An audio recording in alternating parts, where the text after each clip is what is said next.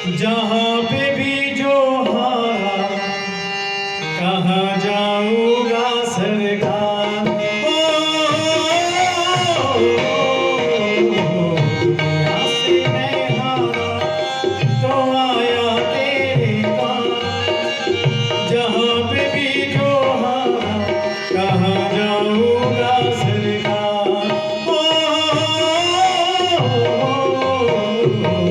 दुनिया से मैं हारा तो आया तेरे पास। जहाँ तक मैं हारा तो जाऊँगा तेरे पास।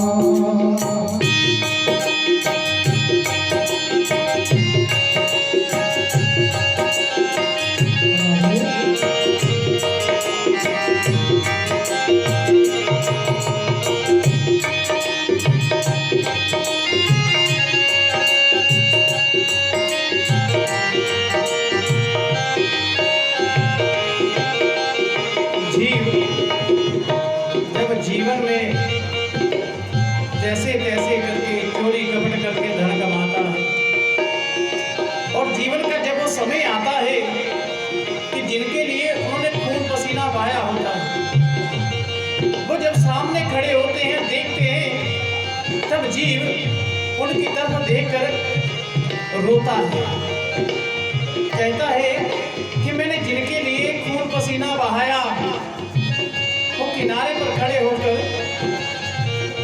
मेरी मृत्यु का तमाशा देख रहे। काश हरि, काश प्रभु, मैंने तेरा ध्यान लगाया होता, मैंने तेरा भजन किया होता, आज मेरी ये हालत ना होती, आज मेरी ये हालत ना होती।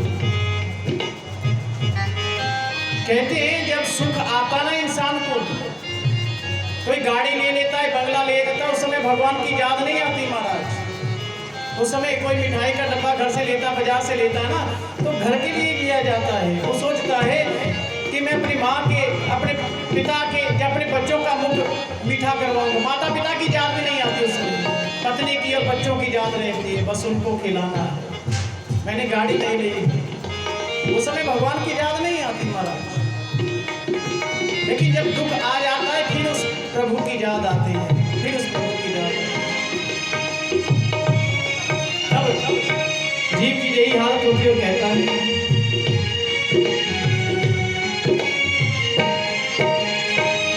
सुख में कभी ना तेरी याद है आई, कभी ना तेरी याद है आई, सुख में कभी ना तेरी याद है आई,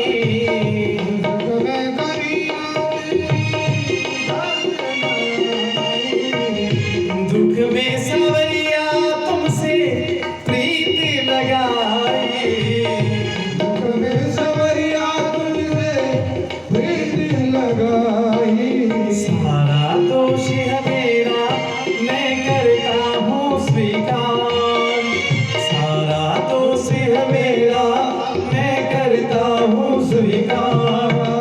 जहाँ पे भी जो हारा कहाँ जाऊँगा सरकार, जहाँ पे भी जो हारा कहाँ जाऊँगा सरकार। दुनिया से मैं हारा तो आया तेरे पास, दुनिया से मैं हारा तो आया तेरे पास।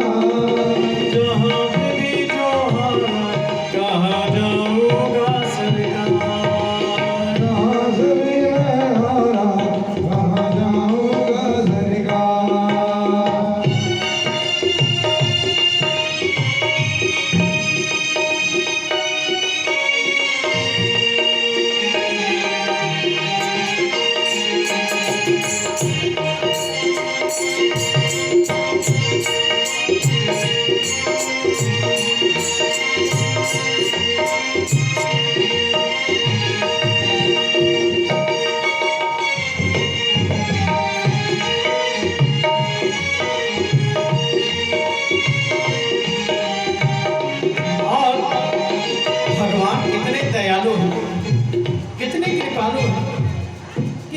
आखिर समय में जीव भगवान को याद कर लेता है भगवान उसकी सारी बुराइयों को, उसके सब पापों को क्षमा कर देता। क्यों?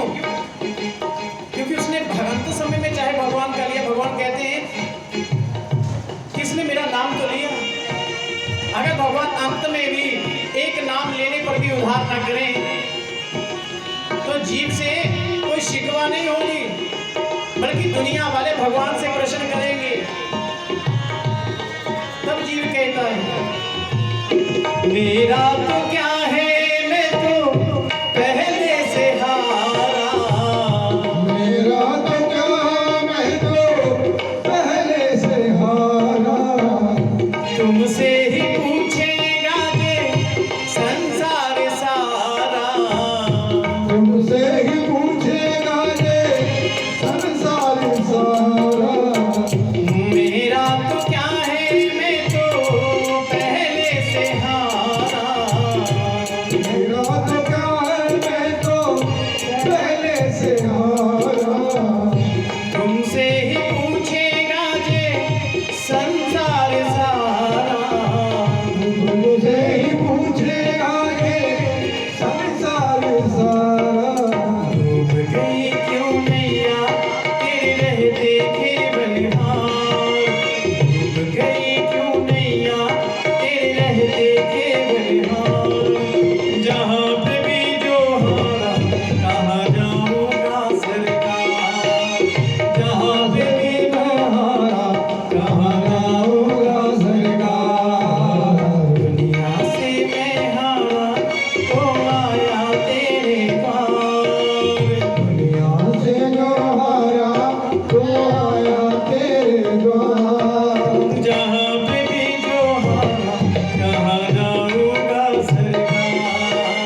जहाँ से मैं हारा कहाँ जाऊँगा सरकार।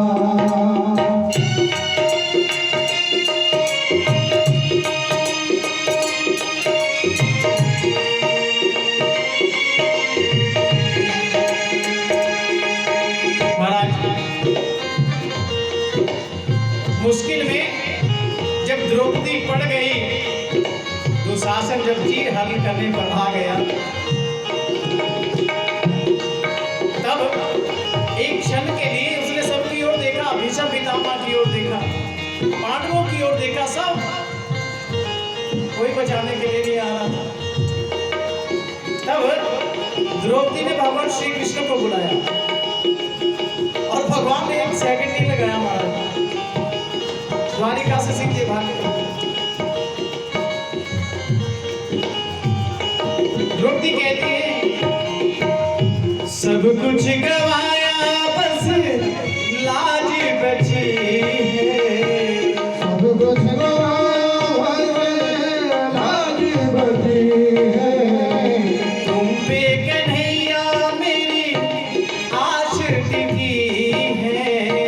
तुम पे कन्हैया मेरी आस टिकी है।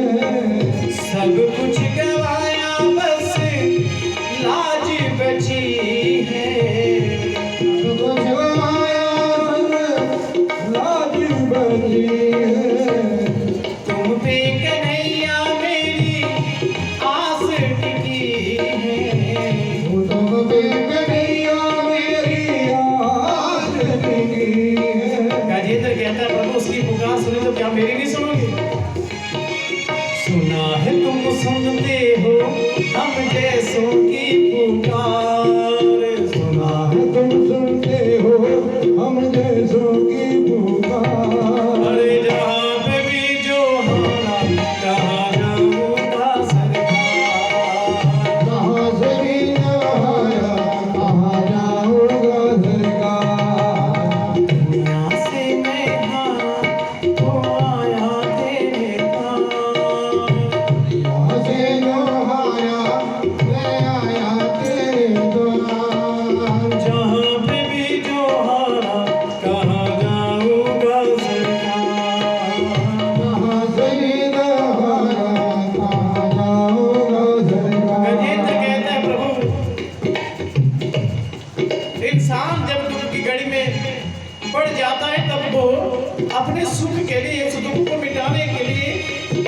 इंसान के पास जाकर उपाय पूछता है।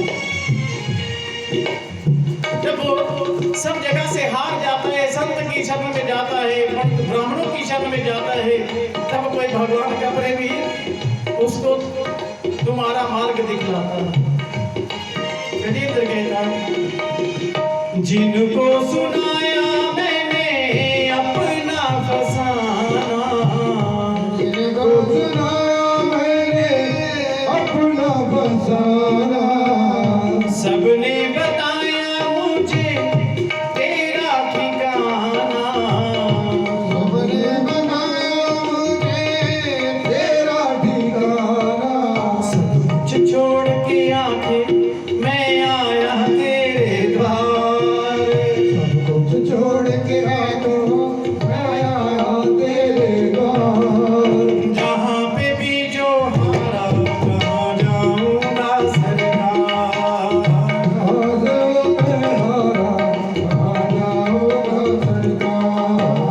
दुनिया से मैं हारा तो आया तेरे द्वार,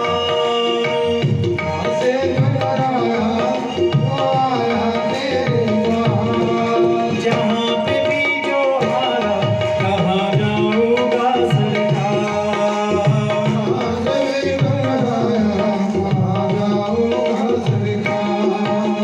जहाँ पे भी जो हारा कहाँ जाऊंगा सरकार।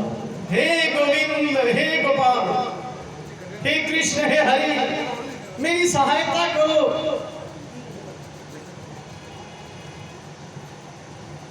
सुखदेव जी कहते हैं, राजन, जब तक गजबल अपना बरत्यु नेक सरे नहीं काम, जब तक अब मुसीबत में इंसान अपना जोर लगाता है, उसकी मुश्किल, उसका कष्ट, उसका दुख दूर नहीं होता महाराज। जब तक हाथी ने अपना बल बरता तब तक कुछ नहीं हुआ, जब तक गजबल अपना बरत्यु नेक सरयो नहीं कहा, और निर्बल होके राम पुकार्यो आए आधे नाम, छोड़ दिया कि मुझ में बल नहीं है, और निर्बल होकर जैसे कहा हो, तो कहते हैं भगवान विष्णु ने उसी क्षण गरुड़ का भी त्याग कर दिया, नंगे पांव दौड़े, और जैसे री कहा तो गजेंद्र के पास में पहुंचकर अपने चक्कर से उस ग्रह का मुख फाड़ दिया। भगवान के नाम में इतनी शक्ति है, लेकिन हम भगवान का नाम ले ही नहीं पाते। हरि सिर्फ 2 अक्षर का नाम जब उसने एक बार कहा हृदय से, उस समय हरि को देने के लिए कुछ नहीं है गजेंद्र के पास में, और उस दल में एक कमल के पुष्प को अपनी सूंड से उखाड़कर और भगवान के निमित्त करता है। भगवान उसे स्वीकार करते और साथ में लेकर चल पड़ते वैकुंठ की ओर। जैसे वैकुंठ में पहुंचते क्या देखते हैं कि जिस ग्रह को मारा है वो ग्रह तो पहले ही वैकुंठ द्वार पर बैठा है, वैकुंठ द्वार पर बैठा। भगवान ने कहा, अरे मैं तो गजेंद्र का उद्धार करने के लिए गया था और गजेंद्र को लेकर आया हूं, लेकिन ग्रह तुम तो पहले से बैठे हो। ये ग्रह जो था हुहु नाम का गंधर्व था, देवल ऋषि के श्राप से ग्रह बना था, और जो गजेंद्र था जो इंद्रधुमन नाम के राजा था, देवी ऋषि के श्राप से हाथी का इनको जोड़ी मिली। जब ग्रह से ये बात पूछी कि तुम कैसे वैकुंठ में पहुंच गए, तो ग्रह कहता है, प्रभु मैं जानता था कि आप अपने भक्तों का उद्धार करते हैं, लेकिन मैंने ये भी सुना है कि आप अपने भक्तों से पहले जो भक्तों के चरणों की सेवा करते हैं उनका उद्धार पहले करते हैं, इसलिए मैंने गजेंद्र के पांव पकड़ लिए थे। इतनी सुंदर कथा सुनाई। उसके बाद भगवान ने समुद्र मंथन की कथा को सुनाया। सुखदेव जी महाराज ने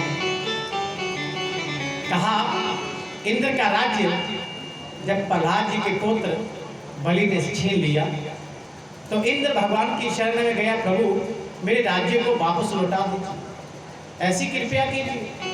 भगवान कहते हैं कि अभी समय उसके पक्ष में है, मैं कुछ नहीं कर सकता। हाँ, ऐसा करो कि तुम बलि से जाकर मित्रता कर लो और उसे कहो कि समुद्र मंथन करना है, हमारी सहायता करो।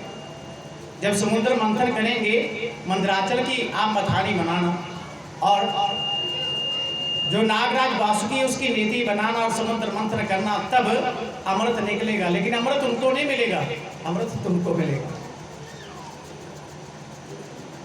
तो तुम उनसे जाके मित्रता करना। कहा सांप चूहे जैसा खेल करना है कि एक पिटारे में सांप और चूहा दोनों बन रहे हैं, और सांप चूहे से विनती करता है कि इस पिटारे में छेद कर दो, तुम भी निकल जाओ, मैं भी निकल जाऊं, संधि कर दो। चूहे ने मान लिया, चूहे ने छेद किया, चूहा जैसे छेद किया है, होल किया, सांप ने सबसे पहले चूहे को खाया और फिर निकल गए। तो ऐसा ही खेल तुमने करना है। इंद्र गया, राजा बलि से कहा, बलि को प्रस्ताव अच्छा लगा, बलि मान गया। अब मंदराचल पर्वत की मथानी बनाकर वासुकी नाग की नेति बनाकर समुद्र मंथन होने लगा। हमारे सागर के बीच समुद्र मंथन होने लगा, लेकिन मंदराचल जो है वो समुद्र के बीच में धंसने लगा। तब जो देवता लोग थे जो पूंछ की तरफ लगे थे और असुर लोग जो थे वो मुख को पकड़े हुए थे। भगवान को पुकारा, भगवान ने कहते कच्छप रूप धारण किया और मंदराचल पर्वत को अपनी पीठ पर धारण कर लिया। उसके बाद समुद्र मंथन होने लगा।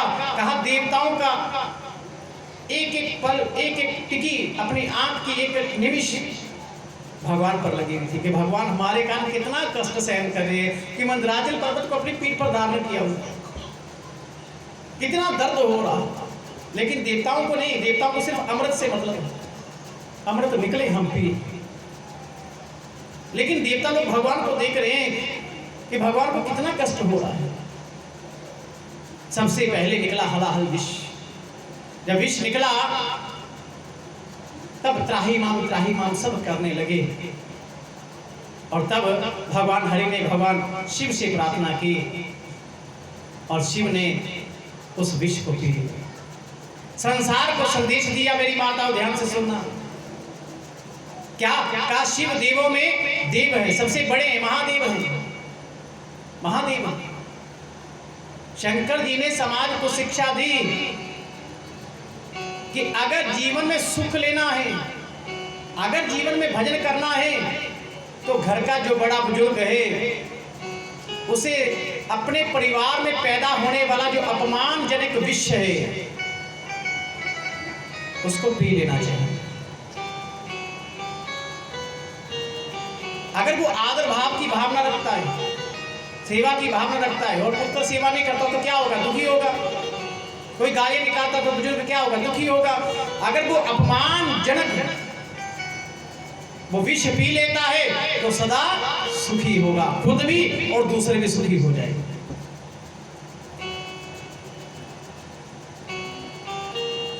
भगवान शंकर जी ने विष को धारण किया, और जब कहते हैं कि जीवन में जब भजन करने लगते हैं और भगवान का ध्यान करने लगे हैं और मन का मंथन जब होने लगता है, तो सबसे पहले बुरे विचार, बुरी सोच, इसका जो विष होता है ये हमारे मन से निकलना शुरू होता है। पहले विष निकलता है, उसके बाद समुद्र मंथन हुआ तो क्या निकला, कहा कामधेनु। कामधेनु क्या है, गाय, गौ माता, और इसको ऋषियों ने लिया।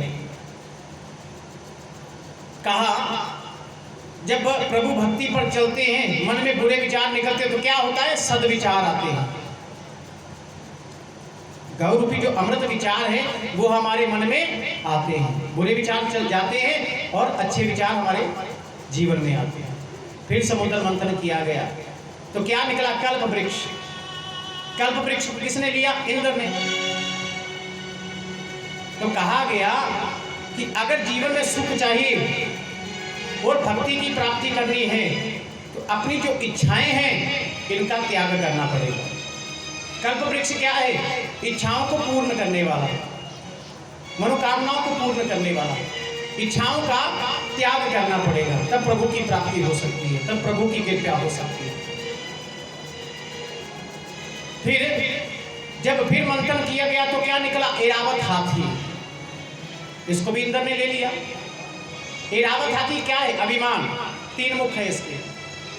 अभिमान कहा जिस इंसान के जीवन में अभिमान है वो भगवान की प्राप्ति कभी नहीं कर सकता। अभिमान का त्याग करना पड़ेगा। फिर वैजयंती माला जिसे भगवान विष्णु ने लिया, फिर लक्ष्मी निकली, भगवान विष्णु ने लिया। कुछ सेवा नाम का घोड़ा निकला जिसे राजा बलि ने लिया। फिर उसमें अमृत निकला। चंद्रमा की उत्पत्ति वहां से हुई है। 14 रत्न निकले हैं महाराज। जब अमृत निकला तो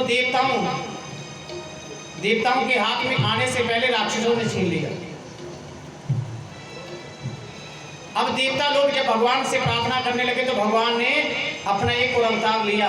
पहले तो लिया धनवंतरी अवतार। धनतेरस को जिसको हम कहते हैं ना, दीपावली के पास में धनतेरस आता है, वो धनवंतरी अवतार का दिन है। धनवंतरी एक वैद्य है। सब रोगों को मिटाने की शक्ति उन भगवान में। धनवंतरी भगवान का पूजन करने से बड़े से बड़ा रोग शांत होता है, ठीक होता है। भगवान ने देवताओं के कहने पर मोहिनी रूप धारण किया। राक्षसों से वो अमृत लिया अपने मुंह में फंसाकर। राक्षस स्वयं कहने लगे माया में फंसकर कि देवी तुम ये अमृत हम दोनों में आधा आधा बांट दो। अब सोचने की बात ये है, मेहनत दोनों ने की है, राक्षसों ने भी की, देवताओं ने भी की, लेकिन सोचने की बात ये है कि अमृत देवताओं को क्यों मिला? मेहनत तो दोनों ने की है। संसार में 2 प्रकार के प्राणी, एक असुर और एक देवता। धन प्राप्ति करने के लिए दोनों मेहनत करते हैं, सुख प्राप्त करने के लिए दोनों मेहनत करते हैं, लेकिन सुख मिलता किसको है? अमृत, सुख रूपी अमृत, आनंद रूपी अमृत मिलता किसको है? कहा जो भगवान, देखो दोनों मेहनत कर रहे हैं, लेकिन देवताओं का ध्यान किसकी ओर है? मेहनत करते हुए भगवान की ओर। और राक्षसों का ध्यान किधर है? सिर्फ अमृत की ओर। तो अब अमृत मिलना किसको चाहिए? जो भगवान का हर क्षण हर पल भगवान का ध्यान कर रहा था, मेहनत करते हुए भी कि ठाकुर जी अब मैं कुछ नहीं कर रहा, आप करवा रहे हो, मैं कर रहा हूँ, मेरा कुछ नहीं है, आपने मुझे दिया मैं खा रहा हूँ, आपने मुझे दिया मैं रह रहा हूँ।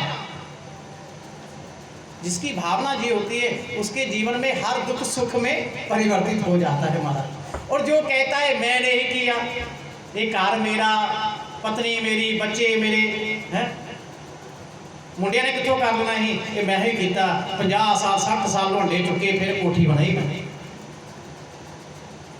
के दसदा ना, ये मेहनत मैं की सारी, फिर मेरे बगैर तो होना ही कख नहीं, मेरे बगैर नौकरी लगता हूँ, सवाल ही नहीं पैदा होता। फलाने के मुंडे ने मैं भर्ती कराया, मेरे बगैर होना ही काम, मेरे बगैर काम ही नहीं होता। जैसे हमारी माता कहती है ना, क्या कहती है, आए खाया में 4 घंटे बैठ गए, मेरे बगैर काम ही नहीं होना। कहती मैं तीर्थ यात्रा दे नहीं जाना, क्यों? मेरे बगैर काम किने करना, भांडे किने मांजने, रोटी किने बनानी, घर वाला तो खड़ा नहीं। बच्चे कहते हैं, बुजुर्ग कहते हैं कि साढ़े बगैर काम नहीं चलना, बच्चे कहते हैं भी एक बार बाहर जाओ, आपसे अच्छा करके दिखाएंगे, एक बार बाहर जाओ आपसे अच्छा करके दिखाएंगे। लेकिन पिता कहता है कि मैंने सारी उम्र ऐसे ही काम किया, तू भी ऐसे ही कर। बेटा कहता अब समय बदल गया पापा जी, आपका समय गया, अब हमारा समय, हम अपनी इच्छा से जैसा हमको लगता है अपनी सोच से करेंगे। माता पिता यही सोचते हैं मेरे बगैर काम नहीं बनना, बच्चे कहते हैं आपसे अच्छा करके बताएंगे, बस हमें दो हमको। बोली वृंदावन। इसलिए जब देवताओं को अमृत मिला, फिर देवासुर संग्राम हुआ जिसमें राजा बलि का वध हो गया। शुक्राचार्य जी के पास में संजीवनी बूटी, संजीवनी विद्या, उस मंत्र के प्रभाव से राजा बलि को पुनः जीवित कर दिया महाराज। और बलि से कहा देखो इंद्रासन पर अगर अधिकार करना है तो ब्राह्मणों की सेवा करना सीखो। कहा क्यों? कहा ब्राह्मण और गाय 2 ऐसी चीजें हैं जिनके वश में भगवान है। ब्राह्मणों के वश में मंत्र हैं, गौ माता के वश में हविष्य है, हविष्य पदार्थ, दूध दही घी, इससे ही यज्ञ होता है ना। तो ये गौ माता के अधीन है। तो इनकी अगर तुम सेवा करो तो तुम इंद्रासन को द्वारा प्राप्त कर सकते हो। राजा बलि ने वैसा ही किया, ब्राह्मणों की खूब सेवा की, ब्राह्मणों के द्वारा यज्ञ करवाया, खूब दक्षिणा दी। और ब्राह्मण जब प्रसन्न हो गए तो एक दिव्य रथ दिया, अग्नि से प्रकट हुआ। उस रथ पर सवार होकर अस्त्र लेकर तीनों लोगों पर विजय प्राप्त की राजा बलि। इंद्र फिर निर्बल हो गया, इंद्रासन से गिर गया। अदिति माता को बड़ी चिंता है, क्योंकि इंद्र अदिति माता के पुत्र है। अदिति से देवता पैदा हुए और दिति से राक्षस पैदा हुए। अदिति माता को बहुत चिंता है। अदिति माता ने कश्यप जी से प्रार्थना की। कश्यप ने कहा, देवी प्यो व्रत करो। तब 1 वर्ष के लिए व्रत किया गया और इस व्रत में केवल दूध और दही खाना था, बस दूध और दही।